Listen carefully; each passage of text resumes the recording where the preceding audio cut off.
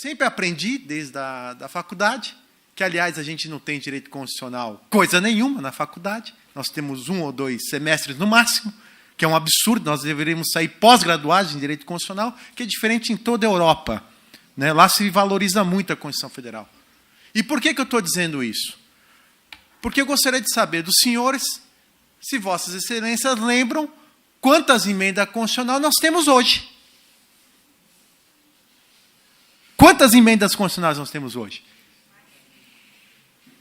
95 emendas constitucionais. 95 emendas constitucionais. Ou seja, nós tivemos mais de 3 emendas constitucionais por ano desde 1988.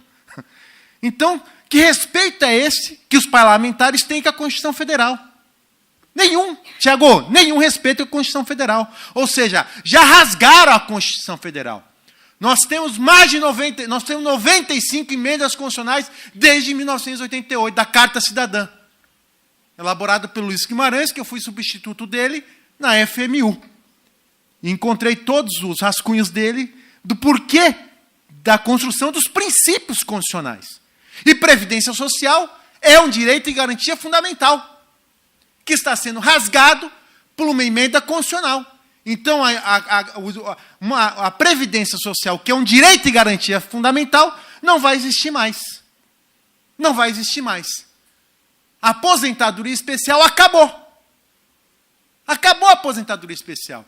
E por isso que eu digo que a reforma previdenciária ela é ilegal e inconstitucional. Por que ela é ilegal e inconstitucional? Portanova, você saiu, fiz uma homenagem para você. Falei mal de você. Né?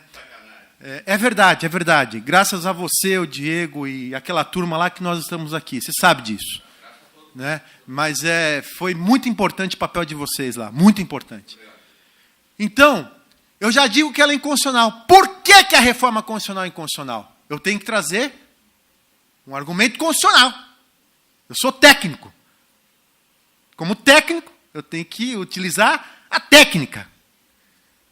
Fere o artigo 195, 5º da Constituição Federal. O artigo 195, 5º, ele diz que, para ser criado, majorado ou estendido um benefício previdenciário, tem que ter fonte de custeio. Ora, todo princípio é implícito ou explícito. Se para todo benefício do sistema previdenciário tem que ser criado uma fonte de custeio, para a sua criação, majoração do benefício tem que ser criada a fonte de custeio, a recíproca é verdadeira. Então, para retirar ou reduzir benefício previdenciário, tem que reduzir a fonte de custeio, porque senão há enriquecimento ilícito. Estão retirando benefícios previdenciários e a fonte de custeio está lá. Que é o que aconteceu com a aposentadoria especial. Acabou a aposentadoria especial, gente, acabou. Porque para a pessoa ter direito à aposentadoria especial, ela vai ter que provar que ficou doente no exercício profissional. Só que a alíquota de 6%, 9%, 12% das empresas está sendo cobrada.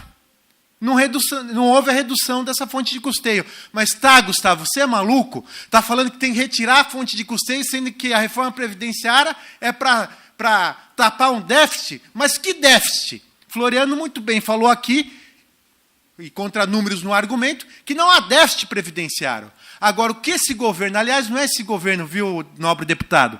Essa reforma previdenciária é do PT. Não é desse governo, ela vem do PT. E fico muito feliz de ver um deputado aqui do PT defendendo hoje algo contra a reforma previdenciária, como o Paim, que é um grande amigo meu, que sempre foi um defensor do aposentado. Mesmo estando no PT, Paulo Paim foi contra a reforma previdenciária. Um guerreiro, Paulo Paim, sozinho lá no Senado, praticamente. Então, uma salva de palmas aqui para o nosso deputado, que hoje é contra a reforma previdenciária. Mas quem fez essa PEC tem nome, eu dou o nome aos bois. Chama Paulo Rogério e Gabas, que é o ex-ministro da Previdência Social. Ele construiu essa reforma previdenciária. E o Temer, aproveitando carona, falou, opa, é ali que eu vou fazer meu ajuste fiscal. Esse é o objetivo da reforma previdenciária, fazer ajuste fiscal. Por quê? Com os 30% da DRU, a desvinculação da Receita Aduanal, que, aliás, professor, é totalmente inconstitucional, a DRU, só que o STF decidiu pela constitucionalidade dela, retira do caixa da Previdência Social 30% para a União utilizar como ela bem quiser. Caixa esse que é blindado pelo artigo 94 e 95 da Constituição Federal. É intocável o caixa da Previdência Social. Mas fizeram um argumento, uma construção jurídica para que a DRU passasse. E o Floriano muito bem lembrou, saiu de 20 para 30. Ora, se eu for pegar dinheiro emprestado com alguém que não tem dinheiro, vai conseguir me emprestar dinheiro, gente? Óbvio que não. Agora, se existisse déficit, como é que você ia tirar 30% de um caixa que não existe? E por que aumentar de 20 para 30? Então é superavitária a Previdência Social. É superavitária. Eu comprei um óculos na farmácia porque eu esqueci o meu. Então, esteticamente está horrível, mas não está tão horrível quanto essa PEC da reforma previdenciária. Aí vem o deputado agora, o relator, o Maia. Jurista. Comparar a reforma previdenciária com a China. Vocês viram no Roda Viva ou não? Eu tive agora na OIT, Porta Nova, ô Tiago, fazendo uma reforma lá, uma palestra lá na OIT, ali na Organização Internacional do Trabalho, ali em Genebra, ali, professor. O senhor sabe do significado que tem a OIT. China é o quarto país do mundo que tem é o primeiro país do mundo, perdão, tem o maior índice de acidentes fatais. Aí ele vem comparar a reforma previdenciária chinesa com a do Brasil.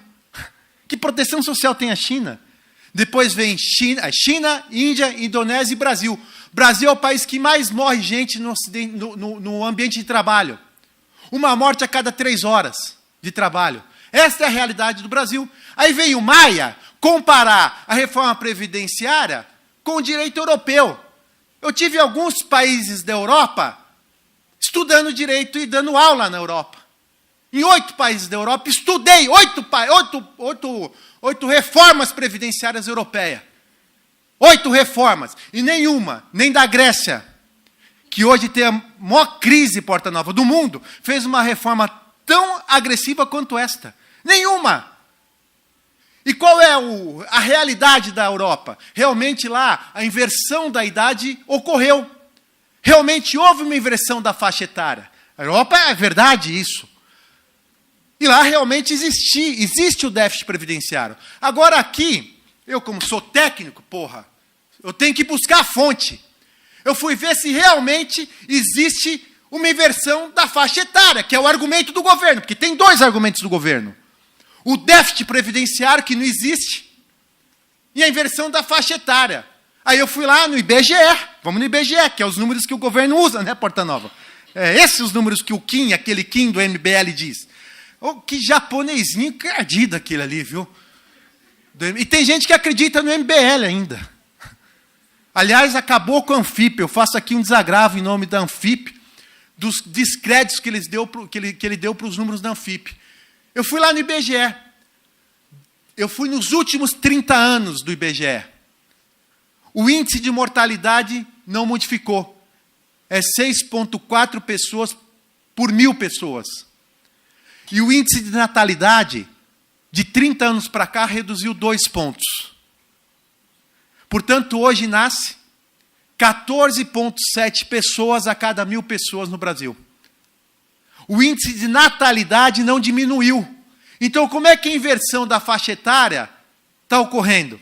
Porque é o argumento do governo, olha, amanhã, em 2024, não vai ter mais dinheiro para pagar a aposentadoria, porque vai ter mais idosos no Brasil do que contribuintes. É falso isso. É falso. Eu passo para vocês a tabela que eu já fiz, sem precisar ir lá no IBGE, mas se quiser, vai lá. Pega lá, tábua de mortalidade do Brasil. 6,4 pessoas morrem no Brasil. E nasce 14,7 pessoas.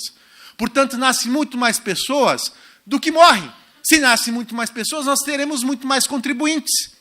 Portanto, é um argumento sofismático, falacioso, para não falar estelionato. O professor, olha, eu nunca vi, eu queria ter uma fala elegante igual do professor, mas eu não consigo ser assim, eu acho que devia ser criminalista. Eu não consigo ser elegante quando age por emoção. Eu não consigo. Ele falou é uma atitude de baixo clero. Eu vou dar outro nome para essa reforma previdenciária. Aliás, reforma não. Lexicamente, no dicionário, a palavra reforma, se eu não me engano, é algo para melhorar. Então, eu vou chamar de deforma previdenciária, deformação, né? Deforma de previdência. Eu quero dizer aqui que isso tem um nome, estelionato social. É isso que o governo está fazendo com a gente. Um grande estelionato social. Tirando dinheiro do trabalhador. Eu não vou falar aqui, eu acho que a gente comete alguns equívocos de falar que o pobre vai ser prejudicado. Não é, não. O pobre não é protegido pelo sistema de previdência social. Isso vai para assistência. Como técnico, também quero fazer aqui a colocação correta. Quem vai ser prejudicado é o contribuinte da previdência social. Pobre vai para assistência. Contribuinte não tem classe. Ele é contribuinte, ponto. Então é segurado da Previdência Social. Pode ser pobre ou rico. E pior, se passar a reforma previdenciária, eu estava falando aqui com o advogado da Federação das Indústrias, eu advogo para algumas pequenas empresas de Santa Catarina, a Tigre, a Hering, a Consul, a Brastemp, algumas pequenas. Numa das empresas, o déficit, se passar a reforma previdenciária na folha de trabalho, na folha de salário da empresa, vai ser de 4,5 milhões de reais. Do dia para a noite, 4,5 milhões, Porta Nova. Sabe por quê? Porque hoje a base de cálculo do auxílio-doença é de 51%, se passar a reforma previdenciária. E nas convenções coletivas, lá diz que a empresa vai ter que complementar o salário do trabalhador quando ele estiver no auxílio-doença. Hoje é provisionado. Se o segurado se afasta no auxílio-doença, a empresa vai ter que complementar quanto? 9%, porque ele recebe 91%. A empresa tem provisionado isso. Agora, se passar a reforma previdenciária, nós temos lá, na Consul, quase 3 mil afastados por incapacidade. 3 mil pessoas. Vai subir do déficit para 4 milhões de reais mês. Para complementar de 90%. Os 9% que queria se complementar, vai se complementar 49%. Olha, você acha que o empresário não está preocupado com isso? Dia 27 eu vou estar em São Paulo, com as 25 maiores empresas do Brasil, para tratar do assunto da reforma previdenciária. O empresário atento está atento. O empresário atento está temendo o Temer. Temer. O verbo temer. Está temendo o Temer. Essa é a reforma previdenciária. E aí, para finalizar minha fala, a PEC, ela também, na sua instrumentalização, ela é ilegal. Porque, salvo engano, eu não conheço muito bem de processo legislativo, um projeto de lei tem que ter exposição de motivos. Ou não, gente? Porta Nova, desculpe, na minha ignorância, eu não consigo, eu li algumas vezes, eu não vi exposição de motivos. Você conseguiu encontrar? Uma palavra, déficit. E cadê a exposição de motivos? Nós temos um grupo lá de professores, né, Tiago? Quantos juristas tem ali naquele... Mais de 150. 150 burros não conseguiram encontrar a exposição de motivos. Nós somos burros. Então, ele é ilegal. E mais, eu considero todo ato desta PEC ilegal e factível de nulo, de anulação. Porque até o presidente da OAB estava sendo impedido de ingressar numa audiência pública. A audiência pública é feita para quem? Para o público. Agora, debater com quem está na mesma linha de raciocínio não é debate. É bate-papo. Então, aquilo é um bate-papo de boteco. Porque eu lembro que o pessoal lá da OAB me fez um convite para ir lá, para falar com o Arnaldo Faria de Sá, que é um guerreiro. Eu fui proibido de entrar. O Congresso nos convidou para falar, só que como nós éramos contra, nós somos impedidos de entrar. Rapaz, fui convidado para essa festa. Não, mas você não pode entrar. Que argumento? Não tinha. Então é nulo. E aí, o objetivo dessa reforma previdenciária, ele é ajuste fiscal, e 2, o Caetano. Vocês conhecem o Caetano, secretário de Previdência? Sabe quem que é ele? Membro dos maiores conselhos de Previdência Complementar. Então, esse é o maior interesse hoje do governo. Segundo, fazer com que a Previdência Social caia no descrédito e venha ao crédito a Previdência Complementar. O que foi um equívoco. Porque quem conhece de história, conhece a história da Previdência, se for analisar o Chile quebrou, porque fez a mesma reforma brasileira, acreditando que todos iriam para a Previdência Complementar. Ninguém foi para a Previdência Complementar. Sabe o que aconteceu? A assistência social teve que bancar o Chile, teve que refazer a reforma previdenciária. É isso que está acontecendo no Brasil. Nós teremos um alto índice de desemprego. Por quê? Como o deputado bem lembrou, você vai ter que trabalhar até os 65 anos de idade. Como eu bem lembrei, na aposentadoria especial, para ter direito, vai ter que ficar doente. Vai ter um excesso cometendo um pleonasmo, de agressivo de busca aos benefícios por incapacidade. E aí as empresas não conseguirão mandar o trabalhador embora, porque estará em instabilidade. Aí o jovem vai ficar sem emprego. Vai ser um hiato enorme. É um retrocesso social. É uma desordem social. É uma desordem social. E para finalizar a minha fala, eu quero trazer aqui alguns argumentos que não dá para comparar o Estado Brasil com o Estado europeu. Lá existe a saúde. A minha irmã está com 39 anos e grávida de gêmeos.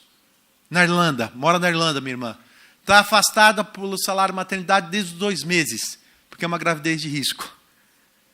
Aí eu falei para ela, Tâmara, e como é que você vai fazer o parto? Aí ela falou, não, aqui não tem plano de saúde. Plano de saúde é para milionário, porque lá tem saúde. Aqui, nós temos uma garantia constitucional de saúde. Quem tem plano de saúde aqui? Levanta a mão. Plano de saúde, levanta a mão. Por que vocês têm plano de saúde se tem uma garantia constitucional da saúde? Foi privatizada de forma tácita. Estão querendo privatizar a Previdência Social de forma tácita. Mas eu quero trazer uma solução. Eu estava falando com o nobre colega ali, Gustavo, mas todo mundo está contra a reforma, mas qual a solução para a reforma? Excluir a DRU.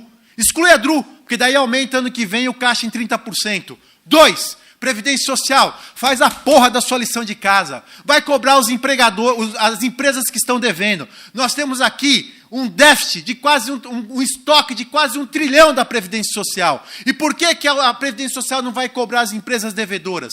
Ano passado, a Previdência Social deixou de arrecadar, salvo engano, Floriano, 56 bilhões de reais. 56 bilhões de reais. Agora, por que essas empresas são devedoras e a Previdência Social não vai cobrar? Por quê? Por que a JBS agora foi penalizada? E não aproveitaram e foram cobrar, uma das maiores devedoras da Previdência Social, se cobrar, sem falar de prescrição, tá, gente? Sem falar de prescrição. Se cobrar as empresas devedoras, hoje no Brasil, nós precisamos mais fazer reforma previdenciária. Nós vamos arrecadar mais de 300 bilhões de reais em um ano se cobrarmos as empresas devedoras. Mais de 1 bilhão de reais. Enfim, nós temos que terminar com as renúncias que estão dando para um chapéu alheio. Como o Floriano muito bem lembrou, da desoneração da folha. Quantas empresas nós temos hoje, Floriano, que estão na desoneração da folha? Quantos segmentos nós temos mesmo? 56 segmentos. Que a desoneração era para a empresa de concorrência internacional. Se abriu. Até o boteco do João ali provavelmente vai ter desoneração da folha.